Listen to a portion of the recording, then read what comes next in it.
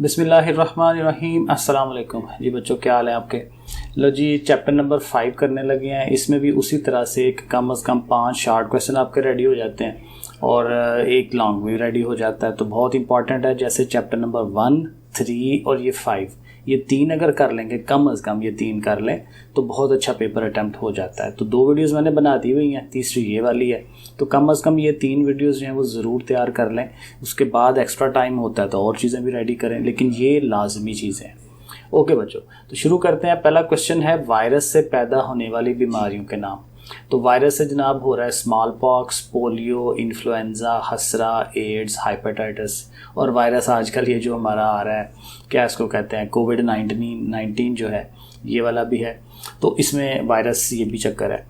आगे जी, small pox की अलामात क्या होती हैं। स्मॉल पॉक्स की अहम अलामत ये हैं कि उसमें अचानक बुखार होता है, मरीज़ के सर में दर्द है, मरीज़ को कमर दर्द होता है, मरीज़ को कै आती है और बुखार के तीसरे रोज़ बाजुओं और टांगों में दाने निकलते हैं।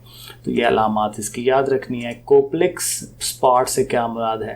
कहते हैं खसरा के इब्तदाई मराहल में मुंह के अंदर नमक के ज़र्रों की तरह के छोटे छोटे सफ़ेद धब्बे बनते हैं, उन्हें कोप्लेक्स स्पॉट कहते हैं। खसरा की अहम अलामत बुखार, ठंड लगना, बहती हुई नाक, आंखों का दुखना, खांसी और इसहाल। ओके, इन्फ्लुएंजा की अलामतें कौन कौन सी हैं जी। गला ख़राब होता है, इन्फ्लुएंजा वही जो नज़ला ज़ुकाम है। गला ख़राब होना, बुखार और खांसी, नाक की झिल्ली और पानी से हो, आँखों से पानी बहना, सर दर्द और पट्ठों में शदीद ऐंठन होना और मामूली कामकाज के बाद भी थकावट महसूस होना। एड्स के वायरस का क्या नाम है। एड्स का मर्ज एक वायरस से फैलता है जिसका नाम HIV वायरस यानी कि ह्यूमन इम्यून डेफिशिएंसी वायरस है। ओके, अब ये नारकोटिक्स वाला सवाल नहीं आता इसमें। फिर आगे फिर एड्स का सवाल है, एड्स का मर्ज किस तरह से फैलता है, ये इंपॉर्टेंट क्वेश्चन है। एड्स का मर्ज खून और खून के अज्जा की मुंतकिली, जब एक इंसान से दूसरे इंसान को खून लगता है, उसका जो सिरिंज का इस्तेमाल होता है, वही सिरिंज दूसरे बंदे को लगा दें तो ये हो सकता है। हामला माँ जो है उससे उसके बच्चे को हो सकता है, और जो मुतासरा शख्स है वो जिनसी मिलाप करता है दूसरे बंदे के साथ तो फिर ज़ाहिर है उधर से भी हो सकता है। और ये जो नाक कान वगैरह छेदते हैं तो उसमें भी ज़ाहिर है ब्लड लगता है एक बंदे का और वो दूसरे को भी लग सकता है, तो ये उस तरह से भी हो सकता है। एड्स की कोई सी 3 अलामत। मरीज़ का वज़न तेज़ी से कम होता है, ये बहुत बड़ी अलामत होती है। वज़न बहुत तेज़ी से कम होना शुरू हो जाता है। एड्स के मरीज़ को 1 साल तक इस हाल रहते हैं, यानी पेचिश लगने शुरू हो जाते हैं, लगे रहते हैं 1 साल तक। एड्स के मरीज़ के जिस्म पर बड़े दाग धब्बे पड़ने शुरू हो जाते हैं। ओके, फिर कहता है जी हेपेटाइटिस की कितनी इकसाम हैं और उनके नाम लिखिए। तो हेपेटाइटिस कहता है जी 3 किस्म का है, A, B और C। इस तरह से इनको याद रख लेना। तो हेपेटाइटिस A जो है उसकी अलामत पूछ रहा है, भूख का ख़त्म हो जाना, जी मतलाना, इंतहाई जिगर की सोजिश और पीलिया यानी कि जांडस। हेपेटाइटिस के कैरियर से क्या मुराद है। तो हेपेटाइटिस के कैरियर से मुराद वो शख्स है, क्योंकि कैरियर उसको कहते हैं जो लेके चलता है। तो उस बीमारी को लेके चलना जो खुद बज़ाहिर तंदुरुस्त हो लेकिन दूसरों में हेपेटाइटिस फैलाने का सबब बने। बैक्टीरिया से पैदा होने वाली बीमारियों के नाम। तो उसमें TB है, whooping cough, diphtheria, tetanus, typhoid, cholera. Whooping cough क्या चीज़ है जी। वूपिंग कफ एक मुतद्दी बीमारी है जो बैक्टीरिया की वजह से फैलती है। इसमें बच्चा बगैर सांस लिए तेज़ी से खांसता है, इसलिए इसको वूपिंग कफ कहते हैं। बहुत तेज़ी के साथ खांसी होना। खांसने से उसके मुंह से चिपकने वाला बलगम आ जाता है और हवा उसके फेफड़ों में तेज़ आवाज़ से वापस आ जाती है। होंठ और नाखून नीले हो जाते हैं और अक्सर औकात खांसते हुए क्या आ जाती है। TB की अलामत। TB में 1 माह या उससे ज़्यादा अरसे तक मुसलसल खांसी रहती है। बाज़ औक़ात बलगम के साथ खून भी आता है, मुसलसल बुखार रहता है और रात को सोते वक्त पसीना आता है और वज़न में भी कमी हो जाती है। लाक जा से क्या मुराद है। टेटनस की शदीद हालत में मुंह के पट्टे सख्त होकर मुंह को बंद कर देते हैं, उसे लाक जा कहते हैं। मलेरिया का मर्ज कैसे फैलता है। तो ज़ाहिर है मलेरिया का मर्ज मादा इन्फ्लुएंजा मच्छर के काटने से इंसान में फैलता है। डिफ्थीरिया क्या चीज़ है। कहता है ये बीमारी ज़ुकाम, बुखार और गले की खराबी से शुरू होती है। मरीज़ बच्चे की सांस बहुत बदबूदार हो जाती है। मरीज़ बच्चे की गर्दन सूज जाती है। गले और नाक की झिल्लियों में सोजिश पैदा हो जाती है। टेटनस क्या चीज़ है जी।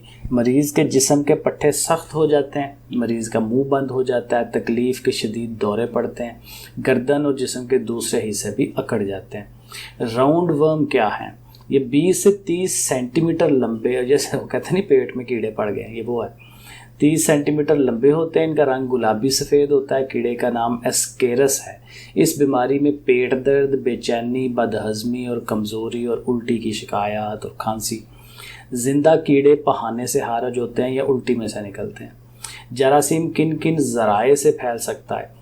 तो हवा से जरासीम फैल सकते हैं, पानी से, जानवरों से और आलूदा खुराक से। हवा के ज़रिए फैलने वाली 4 बीमारियों के नाम: नज़ला, हसरा, काली खांसी, टीबी। निकोटीन, ये सवाल नहीं है क्योंकि ज़ाहिर है कुछ क्वेश्चन जो है हमारे स्मार्ट सिलेबस में नहीं है। दिमागी बीमारियां, ये भी नहीं है। मलेरिया की अलामत, इसमें मरीज़ को सारे सर्दी से कपकपाहट होती है। अगर बुखार दायमी हो यानी पहले से चलता आ रहा है तो मरीज़ की तिल्ली बढ़ जाती है। तीसरे मरहले में मरीज़ को पसीना आता है जिससे बुखार कम हो जाता है। इन्फ्लुएंज़ा या फ्लू के वायरस की कितनी किस्में हैं? तो कहते हैं उसकी 3 किस्में हैं। इन्फ्लुएंज़ा ए, बी और सी। जैसे हाइपेटाइटिस था ना ABC, इस तरह से ये भी है ABC। एड्स से बचने के लिए कौन सी हिफाजती तदाबीर होनी चाहिए? ये भी इम्पॉर्टेंट सवाल है। एड्स से बचने के लिए सिर्फ अपने जीवन साथी के साथ महदूद रहना चाहिए। टीका लगवाने के लिए हमेशा गैर इस्तेमाल शुदा नई सिरिंज, कहें भाई नई सिरिंज लगाओ। और खून की मुंतकली से पहले HIV का टेस्ट करवाना चाहिए, बिल्कुल सही है। फिर ये ब्रोंकाइटिस, ये भी नहीं है। वूपिंग कफ, डेफिनेटली ये पहले भी आया। मरीज़ के खांसने से थूक की, हाँ ये असल में उसने ये पूछा है कि वूपिंग कफ किस तरह से फैलती है। मरीज़ के खांसने से थूक की बहुत छोटी छोटी बूंदों के साथ जरासीम हवा में बिखर जाते हैं। फिर सेहतमंद जब हवा में सांस लेता है तो बूंदें उसके अंदर चली जाती हैं और 2 हफ्तों के अंदर वूपिंग कफ जो है वो शुरू हो जाती है। वैक्सीन किसे कहते हैं? ठीक है, ये सवाल है, करें इसे। ऐसी अद्वियात जो बीमारियों को रोकने के काम आती है वैक्सीन कहलाती है। और वैक्सीन जिस हमें एंटीबॉडीज़ बनाने में मदद करती है। ये आगे से सिडेटिव, ये नहीं है। पोलियो वायरस फालज का सबब किस तरह बनते हैं?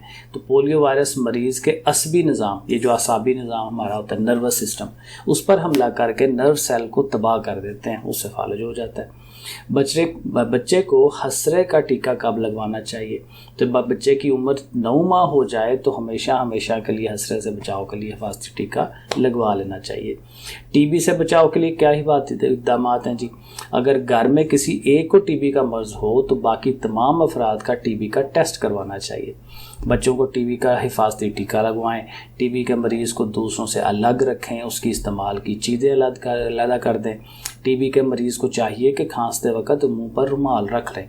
फर्श वगैरह पर थूकना नहीं चाहिए और BCG का टीका लगवाना चाहिए। डिप्थीरिया से बचाव के लिए क्या इलाज है? डिप्थीरिया एक खतरनाक बीमारी है जिसको DPT टीके से आसानी से रोका जा सकता है। पेट के कीड़ों के 3 नुकसानात क्या चीज़ें हैं? इंसान के अंदर राउंड वर्म कीड़ा मरीज़ की खुराक पर पलता है। मरीज़ के पेट के अंदर दर्द होगा और मरीज़ ग़िज़ाइयत की कमी से कमज़ोर हो जाएगा। ये फोबिया नहीं है, हैलोजन नहीं है। टेटनस किस तरह से होती है? ये करना चाहिए। टेटनस के जरासीम आम तौर पर मिट्टी, गिरदो गुबार में इंसान और जानवरों के फुजले में ज़िंदा रहते हैं। अगर किसी इंसान को सड़क या गली, ये क्या है, सड़क होगा, अगर किसी इंसान को सड़क या गली में चोट लगने से जिल्द में हराश आ जाए तो ये जरासीम ज़हम में पहुंचकर जहरीला मवाद पैदा करते हैं। और अगर कोई जानवर मसलन बिल्ली, कुत्ता वगैरह काट ले तो भी टेटनस का मर्ज़ लाहक हो सकता है। ये सिगरेट वाले सारे सवाल कटे में, सिगरेट और सिगरेट से बीमारियां जो बन रही हैं, ये सारा नहीं करना क्योंकि ये कटा हुआ है। ये जो पेन किलर्स वगैरह ये भी नहीं है, ठीक है, और टार वगैरह ये भी नहीं है। तो बस जी इतने सवाल है, ये कर लें। 10 मिनट की वीडियो है, इसको ज़रा तैयार कर लें अच्छी तरह। ओके फिर बच्चों, अल्लाह हाफिज़।